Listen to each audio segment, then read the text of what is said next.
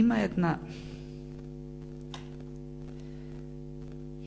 вообичаена традиционална представа за христијаните како за луѓе кои би требало да бидат така сериозни.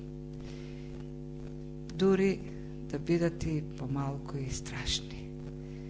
Некој дете кој редовно го носеле во црква, од верни родители, почнало да се моли со молитва: Господи, направи така оние што не веруваат, што не се спасени да поверуваат, спаси ги, а оние што веруваат, направи ги да бидат фини луѓе. Веројатно и тоа дете забележило во неговата црква дека верните луѓе, луѓето со кои што го поминува богослужбата, се студени, се смрштени, зашто така ги училе дека треба да бидат сериозни. И не е пријатно, воопшто не е пријатно да се биде покрај човек кој е студен, кој е вкочанет.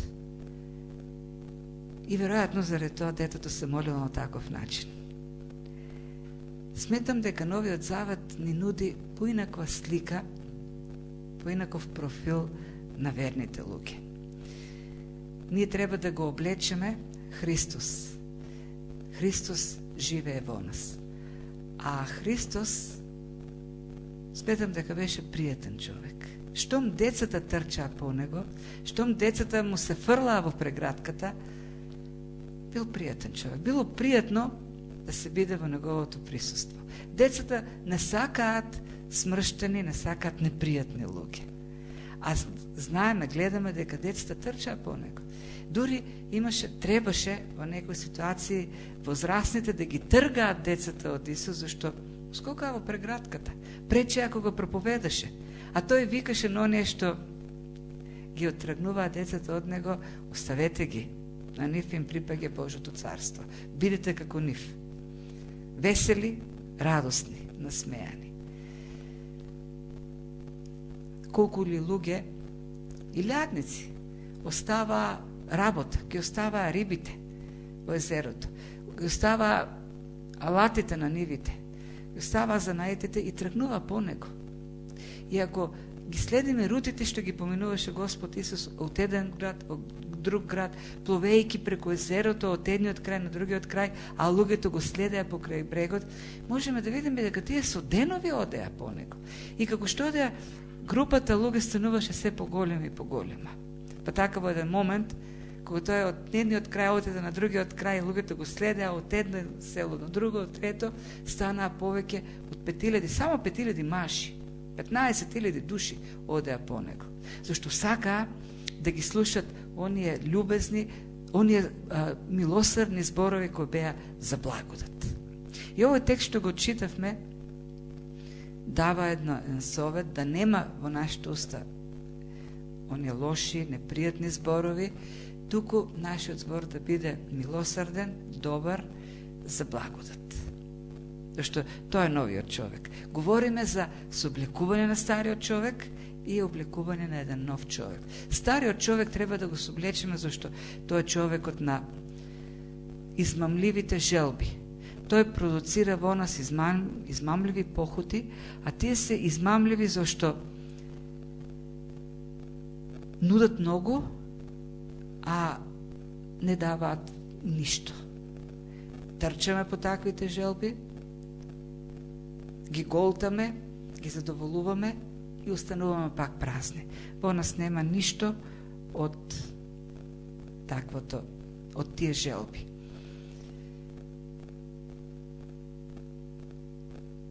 Ги тргнуваме од нас зашто припаѓаат на стариот човек.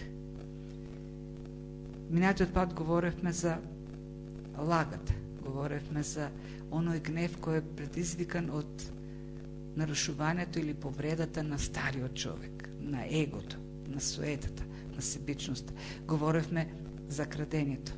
Оној што крадел да не краде, туку да работи, не само за себе, туку да помогне на оној кој што е во потреба. Меѓутоа тоа е само еден дел од процесот на преобразбата во Христос. Ако останеме само на тој дел, тогаш ќе бидеме луѓе кои само не прават некои работи. тогаш ќе бидеме луѓе кои се само против нешто. И за жал, во светот многу христијани се познати како луѓе кои се постојано против нешто. Да, ние сме против многу лоши работи и треба да бидеме против многу лоши работи. Ние сме против абортусот. Ние сме против неприродните полови, не знам како да ги наречам, избори. Ние сме против пушењето, против блудството. Ние сме против сите тие работи. Но христијанството не е само противност. Ние не сме само антипротивни. Зашто христијанската преобразба во Христос, освен отврлање на оние стари работи, значи и прифаќање, тоест правење на некои нови работи. Христијанството не треба да биде само забрани, туку треба да има глаголи, прави, врши. Видовме минатиот пат дека, откако го тргнавме лагата, ние треба да ја говориме вистината. Ние сме против лагата, но сме за вистината. И тоа не било како кажување на вистина, зашто многуми не ја кажуваат вистината, но ја кажуваат за да повредат, за да наштетат, за да смачкат.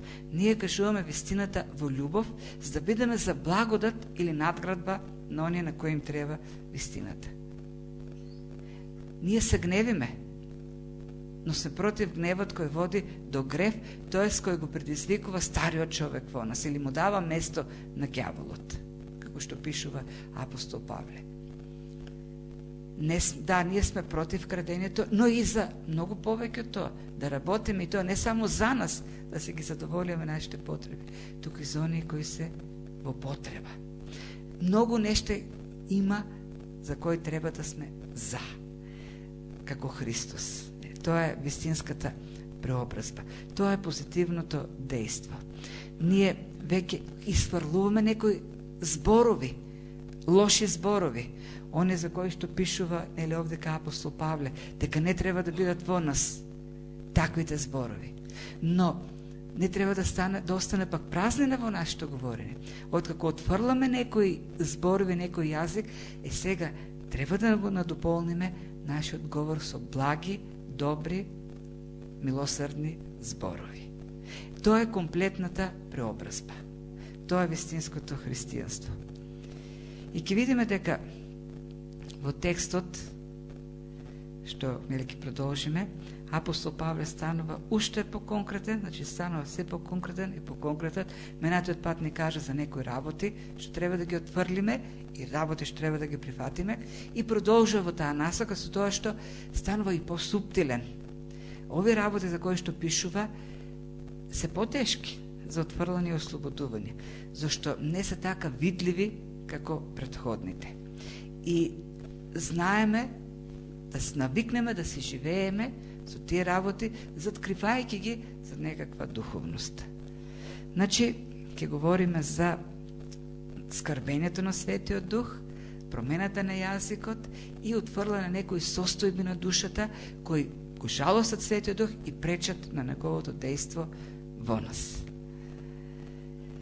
Веќе, го прочитавме текстот и сега ќе видиме прво што значи скрбењето, која е последицата, тоа зошто не треба да го скрбиме Светиот Дух и што всушност го скрби или го жалости Светиот Дух во нас. Не оскрбувајте го Светиот Дух Божи со кој сте запечатани за денот на откупувањето. Тоа е срцевината на проблемот, овдека во текстот. И сите нешто што беа кажени минатиот пат за лагата, крадењето, гневењето и работите што се овдека напишани се во тој контекст. Жалостењето на Светиот Дух. И сите тие нешта си со така во контекст на односите меѓу луѓето. И крадењето, и лажењето, и лагата, и гневот, и злобата, и јароста. Сето тоа е во рамките на односите или на човечкото поведение спрема луѓето. Ние може да се гневиме, можеме да лажеме само луѓе. Да се гневиме кон луѓе, да лажеме луѓе, да крадеме од луѓе, да имаме горчина, злоба, гнев, јарост, хула против луѓе. Сето тоа е во рамките на односите. И овдека во средината на човечкото поведение во однос кон другите е ставен Светиот Дух и опасноста тој да не биде нажалостен. С други зборови, во основата на човечкото поведение кон другите е Бог или Светиот Дух во нас. Или, ако има за решавање некој проблем во односите со луѓето, треба прво да видиме дали се е во ред со нашиот однос со Бог. Тоа секој зад решавањето на секој хоризонтален однос со луѓето има решавање на некој вертикален проблем со Бог. Тоа е местото од каде што се почнува. Не жалостете го Светиот Дух. Исто така, индиректно, посредно, овдека ни е покажна и Божјата љубов кон нас.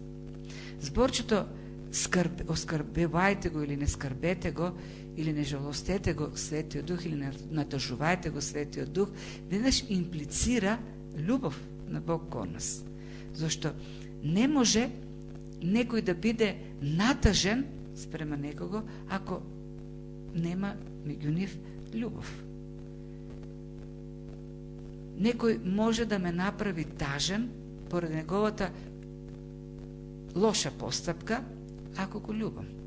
Некој што не ми значи ништо, што ми е далечен, што не го познам, кога ќе предизвика некаква постапка лоша кон мене, нема скрб или тажене. Избавнуваме, се гневиме.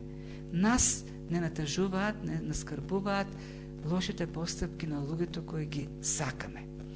И дури пак кога нешто лошо ќе им се случи нив, тогаш пак ќе бидеме натажени заради судбината што ќе ги снајде лошото нешто, што не е случај, например, со луѓе кои не ги познаваме. Па секој ден во светот се случуваат толку страшни лоши работи со многу луѓе. Ние не жалиме за сите, жалиме за оние кои ни се блиски. И скрбењето на Светиот Дух уствари покажува љубов.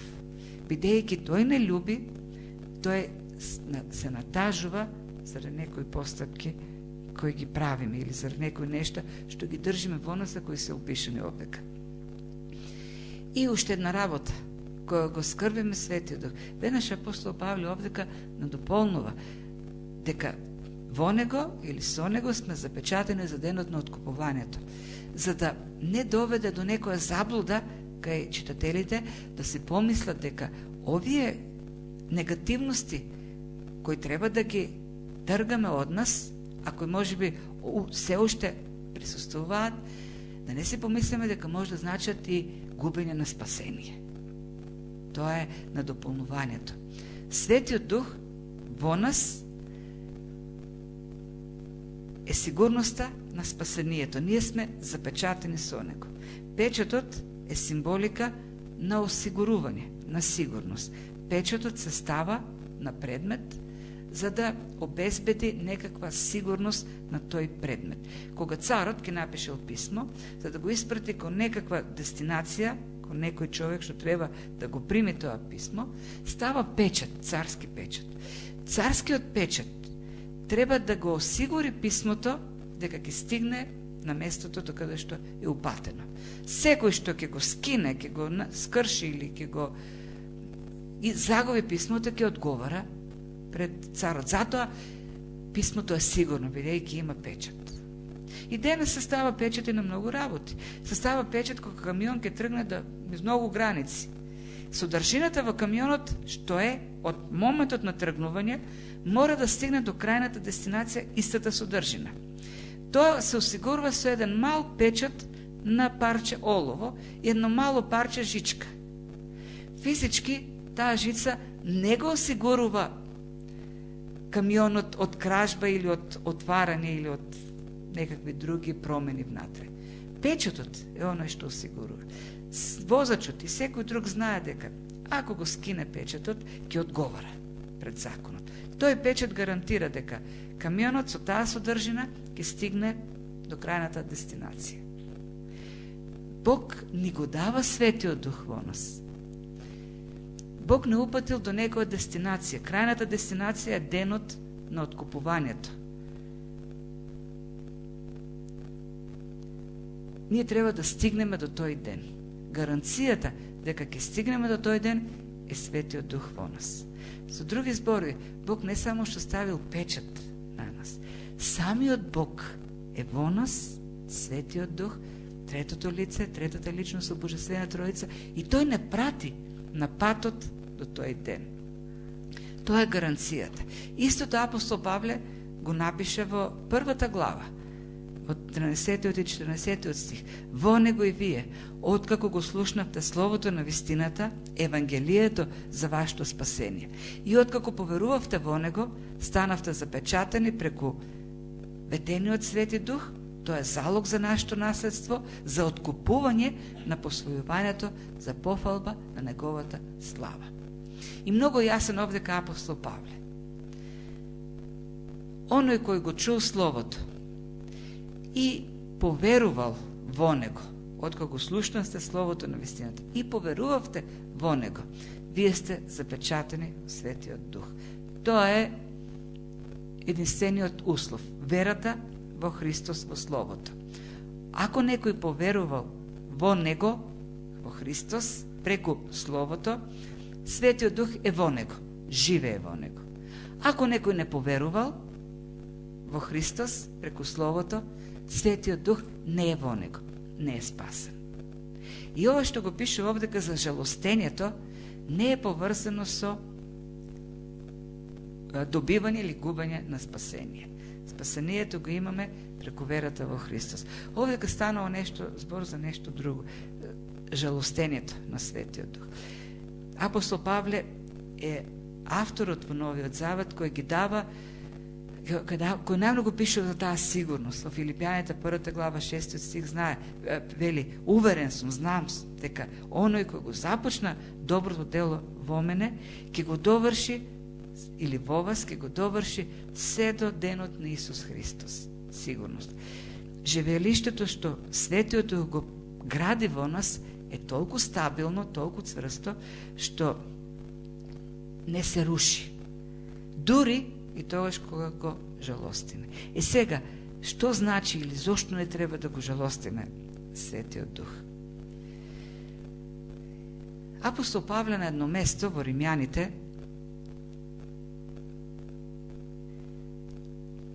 во Колосјаните 1 глава 29 стих вели: се трудам и се борам сходно со неговата делотворна сила која силно действува во мене. Од каде доаѓа таа делотворна сила? Од Божјото присуство во нас. Од Светиот Дух. Значи, во нас има сила која е делотворна, која води кон дејство. И таа сила действува силно. Голема сила е. Делотворната сила на Светиот Дух. Значи, Духот е движечката сила во нас. Духот е тој кој може да направи она што го говори, што го пишува на крајот, за љубезноста, за милосрдието, простувањето, сите останати работи.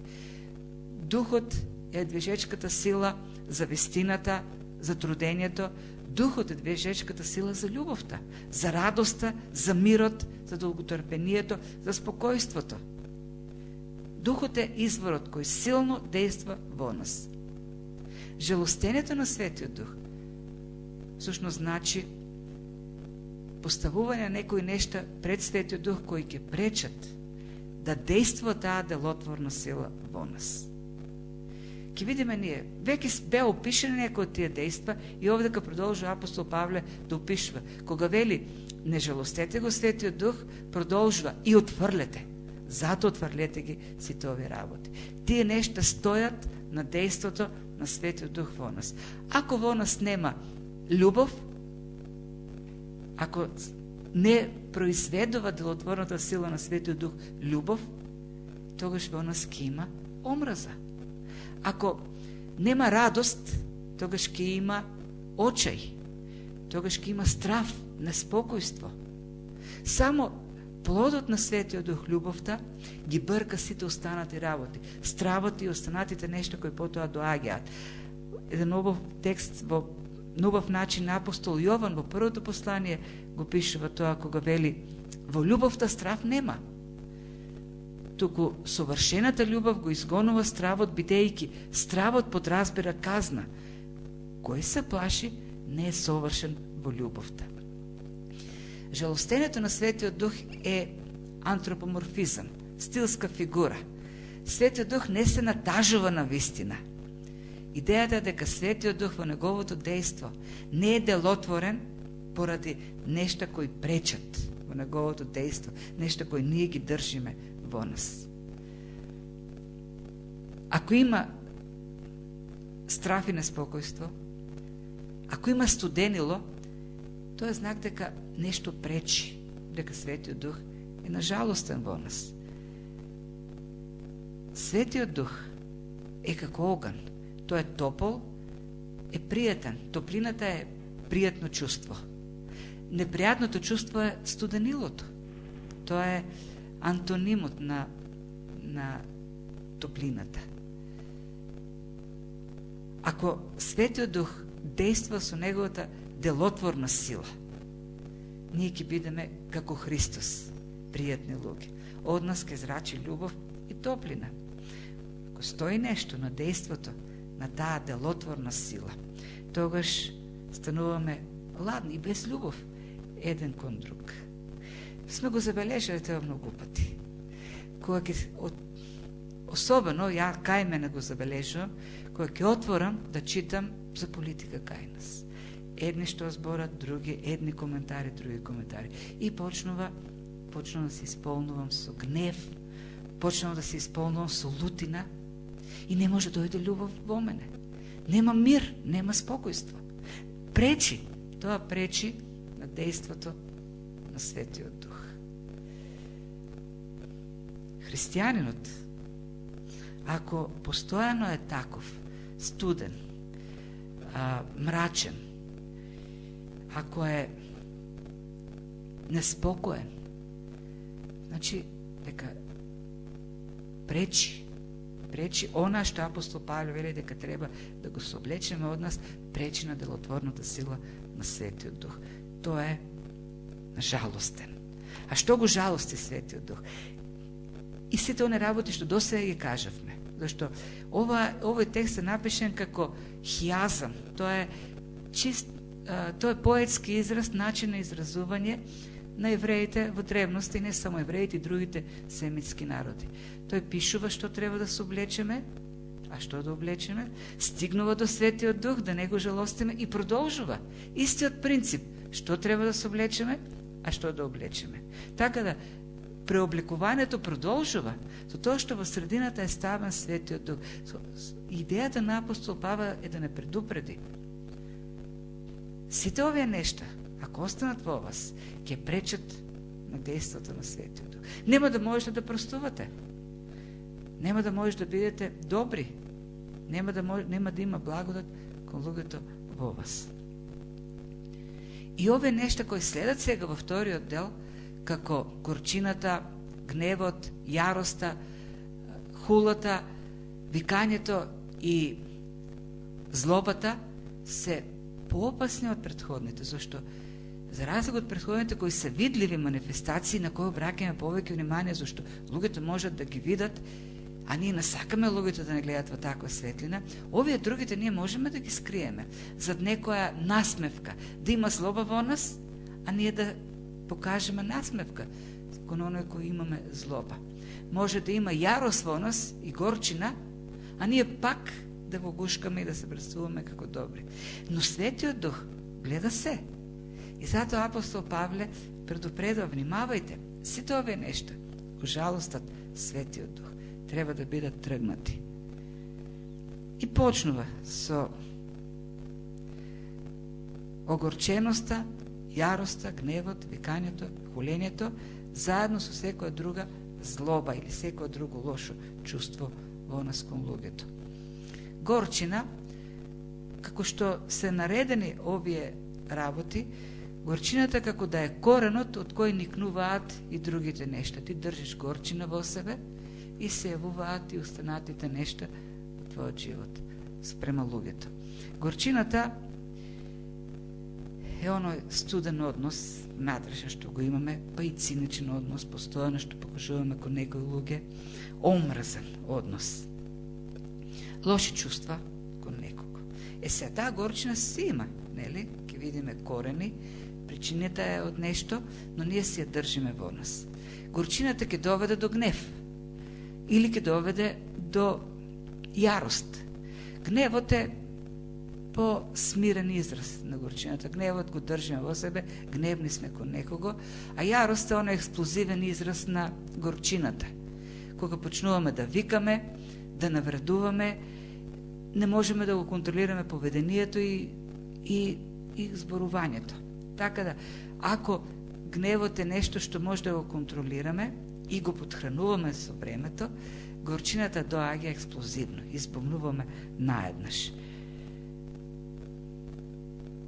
И намерата на горчината, на јароста е да повредиме со нашето, со викањето и со постапките. Викањето оди заедно со јароста. Кога ќе избувнеме, тешко може човек кога ќе избувне да го смири својот говор, почнува да вика и може дел од викањето да биде и хулењето.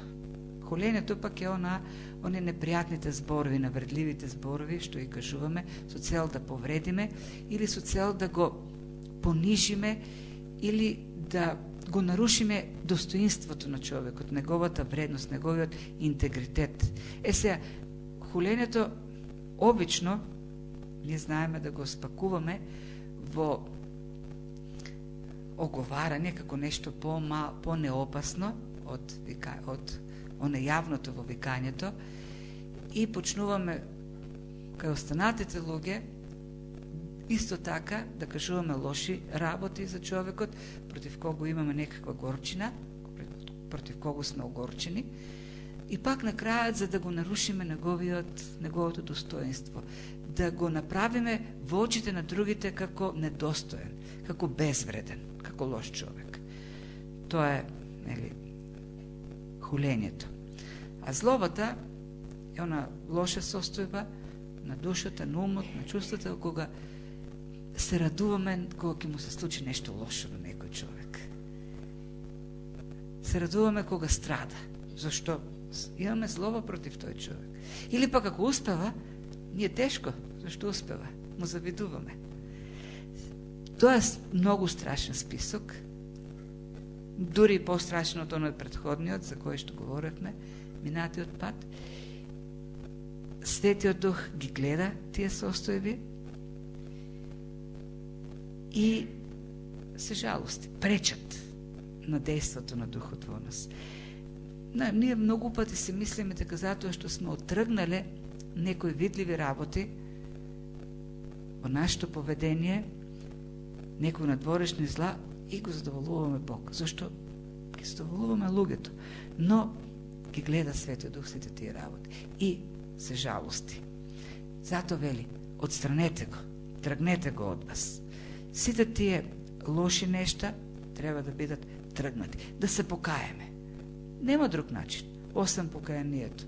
Да признаеме дека тие се лоши работи и да ги тргнеме од нас. Тоа значи да престанеме да ги оправдуваме, зашто ние многу пати заради болката која ни е предизвикана, ние ги оправдуваме лошите работи. И горчината си оправдуваме, и злобата си оправдуваме, и оговарањето или хулењето заслужува човекот против кого тие работи ги правиме. Повредени сме. Да престанеме. Колку и да имаме право да ги правиме тие нешта, сето тоа го жалости Светиот Дух.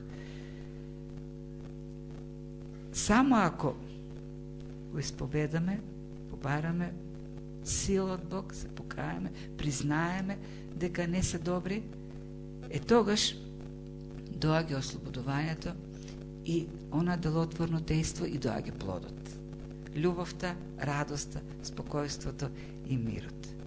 Ние многу пати знаеме да кажеме не можеме, да го направиме тоа. Не можеме да простиме. Многу голема болката што не била предизвикана. Многу сме биле повредени. Многу не било наштетено. Никој не може да прости. Понатаму апостол Павле почнува да пишува веќе во следниот стих за простувањето. И примерот за простување што го дава е она што Бог го направи во Христос, како Бог ни прости во Христос. И навистина ние не можеме да простиме како што Бог ни прости преку Христос, ако не сакаме да се ослободиме од нештата кои пречат да дојде тоа простување, тоест дејството на Светиот Дух во нас. Јароста, хулата, злобата, гневот, сите тие работи не се подпираат само на болката која ни е нанесена. Да, болката ги предизвикува. Непријатните чувства што не се создадени од други, да, тие се предизвикани. Тоа е еден столб на кој што тие се темелат лоши чувства. Меѓутоа, има еден друг столб, а тоа е нашето подхранување. Стариот човек, рековме, е човекот на егоцентричноста, на себичноста. Стариот човек сака да враќа. Стариот човек сака горчината, ја сака хулата, сака да оговара. Стариот човек е човек на лагата, според ѓаволот. Ако новиот човек е според Бог, е Христос, стариот човек е според ѓаволот. И дури сега, тој има и оправдание да ги поттикнува тие лоши работи во нас. Ние имаме право да се одмаздуваме. Ние имаме право да го задоволиме стариот човек. Кога ни е нанесена болката, веќе не мислиме на неправедните желби на стариот човек. Имаме право да го оправдуваме. Така си мислиме барем. Повредени сме. Имаме право да ја подхрануваме горчината. Имаме право да го подхрануваме гневот во нас. Имаме право да го рушиме авторитетот на другиот човек. И сме задоволни кога го правиме тоа, зашто стариот човек е задоволен во нас.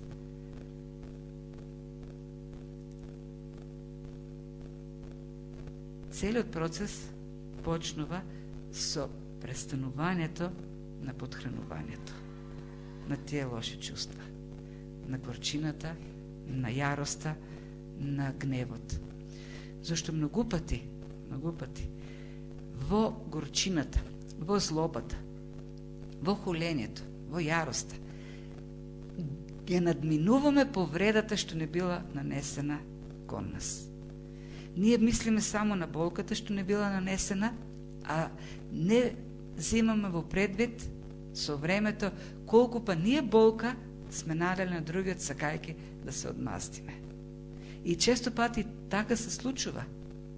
Кога ни е нанесена болка, во подхранувањето на лошите чувства во нас и постапките, ние нанесуваме многу повеќе штети и дури не го осознаваме тоа. Затоа Господ Исус, кога говореше за раската и за проблемите со другите, вели: зошто гледаш раската во окото на твојот брат, а гредата во своето око не ја чувствуваш? Или како ќе му кажеш на твојот брат: чекај да ти ја извадам раската од окото, кога во твоето око има греда?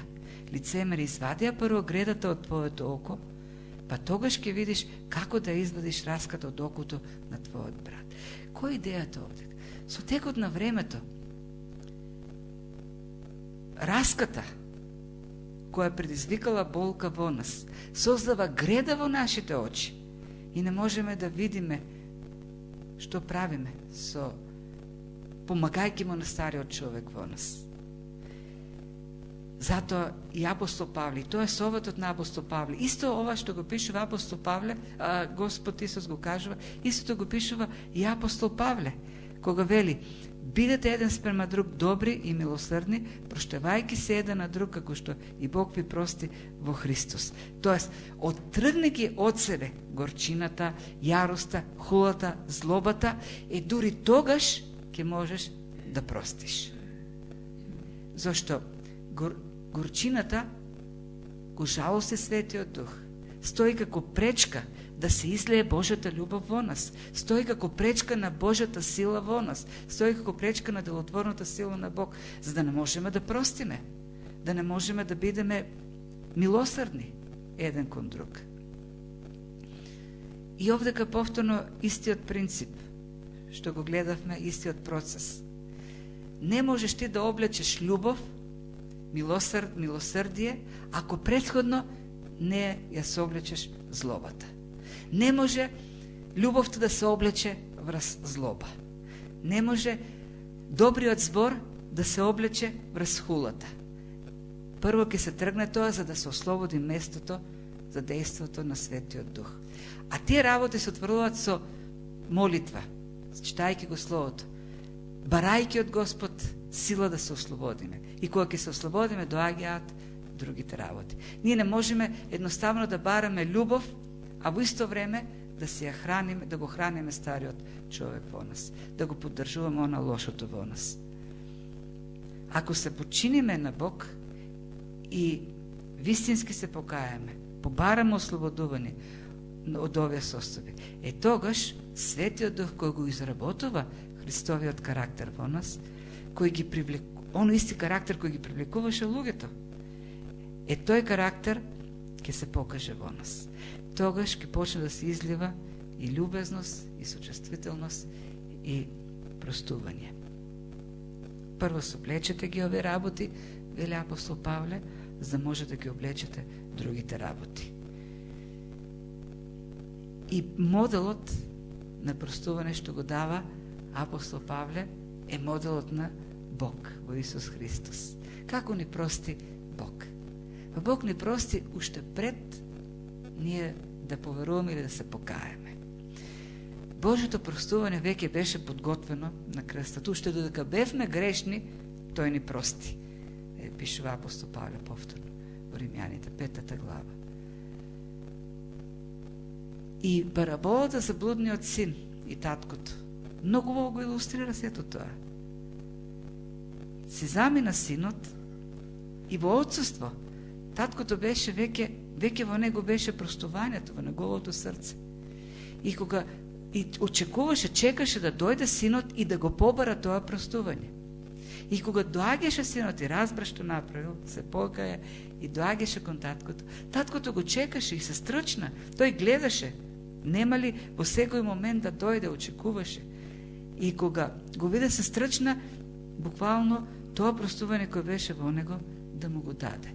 Тоа е моделот што го дава овде апостол Павле. Ама тој модел ние можеме да го имаме само ако сме ослободени се ослободуваме од стариот човек и Светиот Дух со полната сила, она делотворна сила што е пишува апостол Павле, кој вели дека во него действува во нас.